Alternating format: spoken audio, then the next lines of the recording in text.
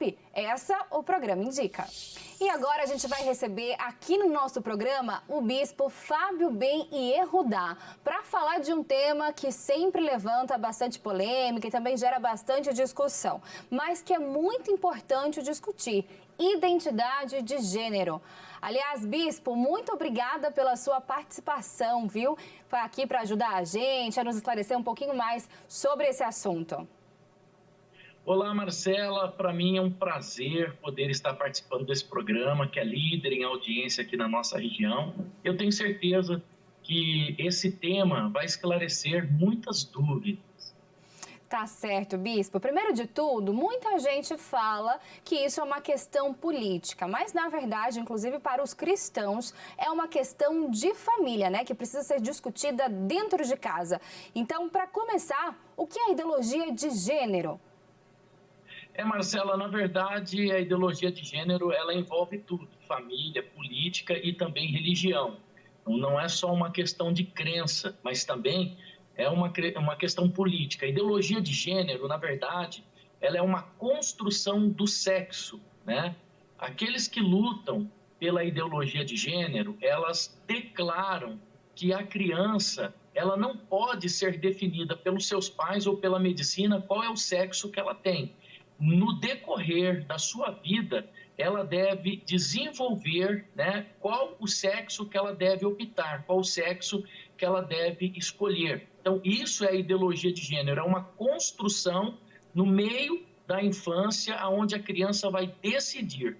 E, na verdade, a gente sabe que não é assim que funciona, porque a criança, ela vai passar por uma abstração, ou seja, uma concepção. Ela vai ser o produto do meio, ela vai ser influenciada por aquilo que é apregoado na cabeça dela, né? Então, ela vai decidir a sua sexualidade no decorrer do caminho, mas o que, na verdade, a ideologia de gênero prega é que essa criança, ela pode sim ser influenciada a definir, a escolher o seu sexo. E na religião, Marcela, a gente crê o mesmo método que a ciência usa até hoje. Qual é o método que a ciência usa para descobrir qual é o sexo do bebê? Até do feto, dentro da barriga da mãe, quando se faz uma ultrassom, a medicina já fala: olha, tem um pipizinho, olha, vai ser um hominho que está vindo aí na família.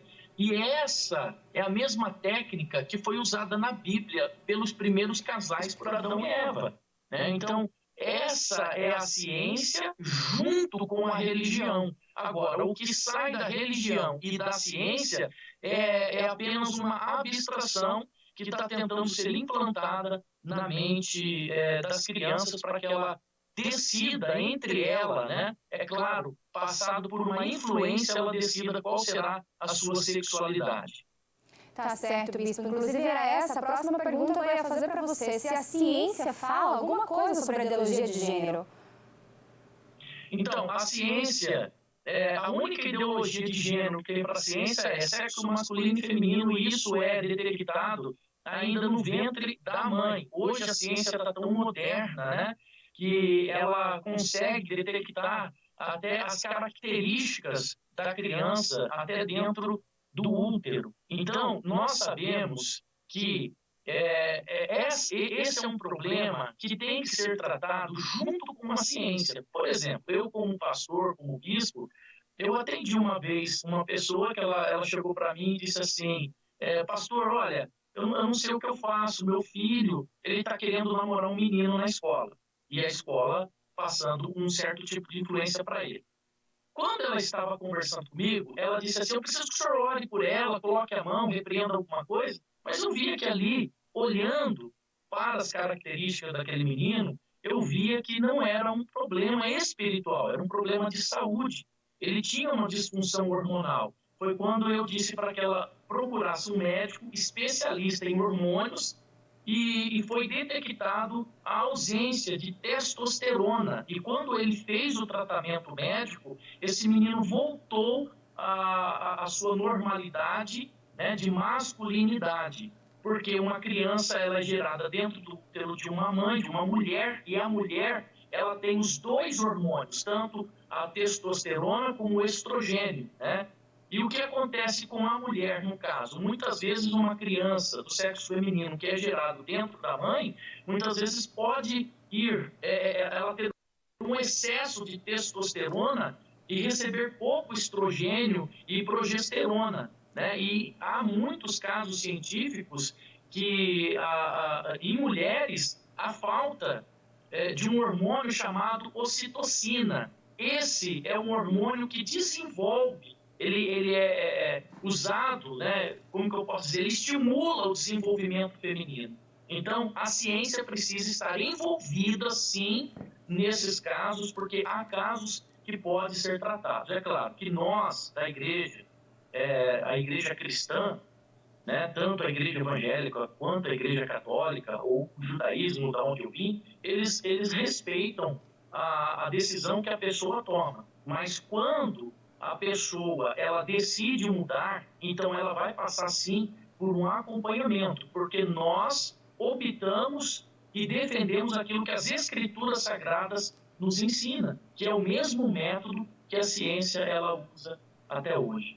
E a lei, né, você perguntou para mim, Marcela, sobre a lei, o porquê essa questão da ideologia de gênero, porque a lei 2243/16, que é parágrafo único, ela foi editada pelo Supremo Tribunal, pelo ministro do Supremo Tribunal, Luiz Barroso. E quando ele fez isso, ele abriu margens para que cada município ou cada estado pudesse regulamentar essa questão da ideologia de gênero.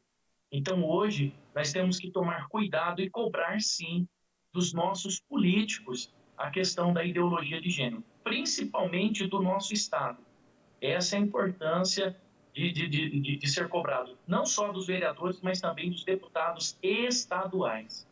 É uma lei, inclusive, que é relativamente nova aqui no Brasil e que se aplica hoje em dia, né, Bispo? E a próxima pergunta é em relação a essas grandes polêmicas que começaram, na verdade, quando começou a se discutir também a possibilidade de ensinar isso nas escolas, né? Então, o que a lei diz também sobre isso? Essa polêmica sobre a ideologia de gênero, ela é antiga, ela começou no ano de 1990, exatamente nesse ano de 1990, pelo Conselho Pontifício da Igreja Católica, quando eles pretendiam defender a família, né? E isso foi crescendo não só dentro da religião, que virou uma questão política e foi implantada pelos políticos que defendem essa ideologia, porque eles sabem que aquilo que é lei, a igreja tem que seguir, as famílias têm que seguir. A igreja ela não só defende a religião, a igreja ela defende a família, né? A criação da família. A gente sabe hoje que para a construção de uma família há uma necessidade de sexos opostos. É impossível a criação de uma família e a continuidade da humanidade sem o relacionamento entre sexos opostos, né? Então, a igreja sempre defendeu essa causa. E isso virou política quando as pessoas que defendem a ideologia de gênero decidiram colocar políticos que defendessem essa mesma ideia. E isso está tentando, né, ainda, são projetos de lei para que sejam implantadas dentro de cartilhas, dentro de uma escola. Agora, veja bem, aonde já se viu que uma criança, dentro de uma escola, ela deve receber um estudo ou uma orientação sexual. A criança ela tem que brincar, ela tem que estudar. E vamos lá, hoje os colégios públicos, tanto municipais como os estaduais, eles mal conseguem hoje aplicar uma pedagogia de ensino fundamental, quanto mais ensinar sexualidade para uma criança que deve brincar, deve correr, deve se divertir, deve estudar, não ensinar sobre sexualidade. Isso é um absurdo, isso não tem cabimento. E nós temos que cobrar dos nossos políticos. Inclusive, Marcela, esse é ano de eleição. Então, nós temos que tomar muito cuidado quem nós vamos colocar dentro da Câmara dos Deputados, né, para defender o nosso Estado. Então, nós estamos aqui falando do Estado de São Paulo, nós temos que saber tomar muito cuidado quem nós vamos colocar dentro da LESP, né?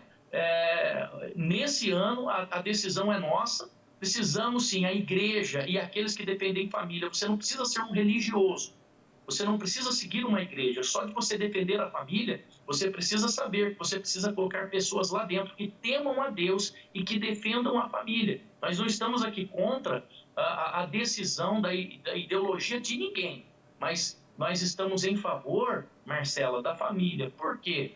Porque nós temos que entender que nós não estamos em nenhuma época de caça às bruxas. Ninguém vai sair matando homossexuais ou, dependendo da escolha sexual que a pessoa fez, nós não vamos sair fazendo isso. Mas a influência, ela é perigosa, porque a influência levou Hitler a matar 6 milhões de judeus e homossexuais também. Quem matou homossexuais foram os nazistas. Por quê? Porque Hitler leu um livro chamado Os Protocolos dos Sábios de Sião, um livro que foi escrito na antiga Rússia cesarina no ano de 1898, uma espécie de uma agenda redigida às pressas, dizendo que os judeus tinham um plano, judeus e maçons tinham um plano para dominar o mundo.